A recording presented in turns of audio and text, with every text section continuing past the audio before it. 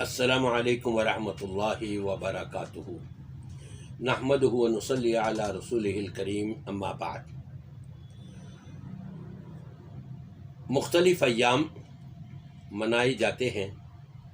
مثال کے طور پہ شب برات ہے، 10 محرم، ربیع الاول کا مہینہ، خاص طور پہ 12 ربیع الاول، پھر اسی طرح سے ربیع الثانی میں 11ویں،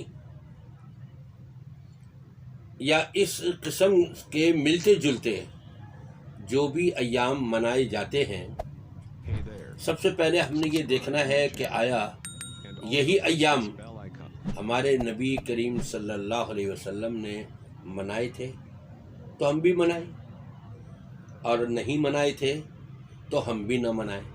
دین تو ہمیں یہ کہتا ہے ما آتاکم الرسول فخذوہ وما نہاکم عنہ فانتہوا۔ رسول تمہیں جو دے دے وہ لے لو، اور جس سے روک دیں اس سے رک جاؤ، باز آ جاؤ۔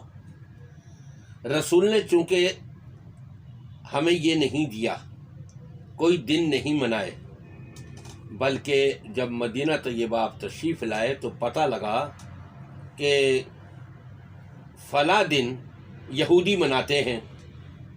اور کیوں مناتے ہیں؟ کہ حضرت موسیٰ علیہ السلام کو نجات عطا کی تھی اللہ تعالیٰ نے اس کی خوشی میں۔ تو آپ نے فرمایا کہ بھائی موسیٰ سے تعلق تو ہمارا زیادہ ہے۔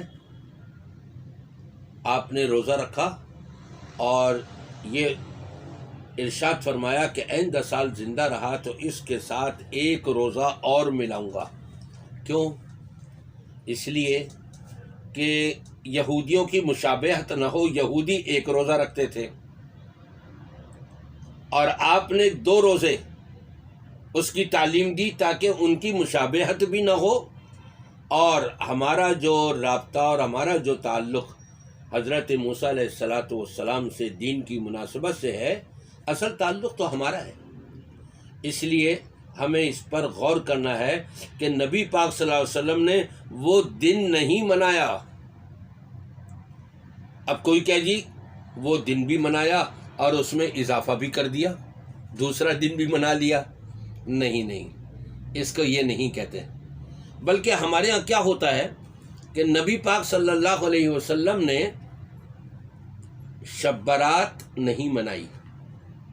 ایسا نہیں ہوا کہ آپ اپنی پوری زندگی قبرستان جاتے رہے ہوں، چراغاں کیا ہو کبھی وہاں جا کر کے قبرستان میں، اور اس دن کا خاص طور پہ روزہ رکھا ہو اور رات کو یہ عبادت کی ہو جو ہمارے یہاں کی جاتی ہے۔ ایسا تو کہیں ثابت ہی نہیں ہے، بلکہ صحابہ کرام خلفائے راشدین میں سے کسی سے بھی ثابت نہیں ہے۔ جب یہ ثابت ہی نہیں تو ہم پھر کیوں کریں؟ ہم نے تو وہ کرنا ہے جو نبی پاک صلی اللہ علیہ وسلم نے ہم کو دے دیا، اور جو نہیں دیا اس سے ہم نے رکنا ہے، اور وہ دین نہیں ہو سکتا۔ اب آپ دیکھیں، حلیم چڑھائی جاتی ہے 10 محرم کو یا 9 محرم کو، پکا کر کے کھلائی جا رہی ہے، خود بھی کھا رہے ہیں اور آس پڑوس میں اور ملنے جلنے والے دوستوں احباب کو بھی دے رہے ہیں۔ ہو سکتا ہے آپ میں سے بھی کسی کے گھر میں پہنچی ہو اور بڑے چٹخارے لے کر کے آپ نے کھا بھی لی ہو، لیکن کبھی یہ سوچا آپ نے یہ عمل نبی کریم صلی اللہ علیہ وسلم سے ثابت ہے کیا؟ امام حسین رضی اللہ تعالی عنہ کی مناسبت سے 9 یا 10 محرم کو نبی نے کبھی کھچڑا پکایا؟ نبی نے کبھی دودھ روزہ تقسیم کیا، پلایا؟ نہیں۔ اب جب یہ کسی کے ہاں بھیجتے ہیں اور کسی کو دیتے ہیں اور وہ کہے جی قرآن و سنت سے چونکہ ثابت نہیں ہے لہٰذا ہم تو یہ نہیں لے رہے، تو آگے سے جواب کیا ملتا ہے؟ وہ کام کرنے والوں کی طرف سے، لو جی لو، حلال کو حرام کر رہے ہیں۔ ارے میاں دودھ روزہ ہی تو پلا رہے ہیں، حلال تو ہے، تو اس کو حرام کیوں کر رہے ہو بھائی؟ نہیں، وہ اس کو حرام نہیں کر رہے، اس عمل کو ناجائز کہہ رہے ہیں۔ جو عمل ناجائز ہے اس سے بچنا ہے، اس کی مثال میں آپ کو ایک دوں گا. دودھ کی بھری ہوئی بالٹی دودھ کی موجود ہے، ایک قطرہ پیشاب کا اس میں گر جائے، آپ پئیں گے؟ کبھی نہیں پئیں گے. نبی پاک صلی اللہ علیہ وسلم نے بڑا پاکیزہ دین، مکمل دین ہم کو عطا کیا ہے، اس کے اندر یہ عمل موجود نہیں. جس کو ہم نے دین سمجھ لیا، جس کو ہم نے کار ثواب سمجھ لیا، نبی نے نہیں بتایا، اس کے اندر یہ موجود نہیں. تو یہ بالکل اسی طرح سے ہے جیسے دودھ کے اندر پیشاب کا قطرہ پڑ جائے، اسی طرح سے دین کے اندر جب ملاوٹ ہو جائے تو نبی نے فرمایا من احدث فی امرنا ھذا منہ، من احدث فی امرنا ھذا ما لیس منہ فہو رد. جس شخص نے دین سمجھ کر، کار ثواب سمجھ کر کوئی ایسی بات کر لی اور کہہ دیا یا کر لیا کہ جس کا ہم نے حکم نہیں دیا، ہمارے دین کے اندر وہ موجود نہ ہو، تو وہ مردود ہے. جس طرح سے دودھ کو آپ مردود قرار دے دیتے ہیں اور نہیں پیتے، نبی نے اس عمل کو مردود قرار دے دیا جس کو ہم اپنے طور پر دین سمجھ لیتے ہیں اور کہتے ہیں جی یہ تو حلال ہے اور اس کا آپ حرام کرنے والے کون؟ نہیں، یہ کہنا بھی غلط ہے، یہ سوچ بھی غلط ہے اور یہ طریقہ بھی غلط ہے.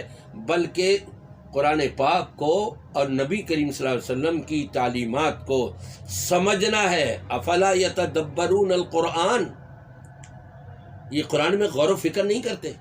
قرآن کیا کہتے ہیں؟ وَمَن يُشَاقِقِ الرَّسُولَ مِن بَعْدِ مَا تَبَيَّنَ لَهُ الْهُدَىٰ وَيَتَّبِعْ سَبِيلَ غَيْرِ الْمُؤْمِنِينَ نُوَلِّهِ مَا تَوَلَّىٰ وَنُصْلِيهِ جَهَنَّمَ وَسَاءَتْ مَصِيرًا. اس کو جہنم رسید کر دیا جائے گا. نبی سے ہدایت واضح ہو جانے کے بعد، نبی کے پاس سے ان تک رہبری اور رہنمائی آ جانے کے بعد، ایمان والوں سے ہٹ کر یہ دوسرے لوگوں کے راہیں اپناتے اور اختیار کرتے ہیں تو یہ مردود ہے، یہ حلال نہیں ہے، یہ حرام ہے. لہذا ہمیں اس قسم کے اعمال سے اپنے آپ کو بچانا ہے تو یقیناً ہم صراط مستقیم پر گامزن رہیں گے. میری دعا ہے کہ اللہ تبارک و تعالی ہم سب کو قرآن اور سنت کے مطابق عمل کرنے کی توفیق عطا فرمائے. آمین.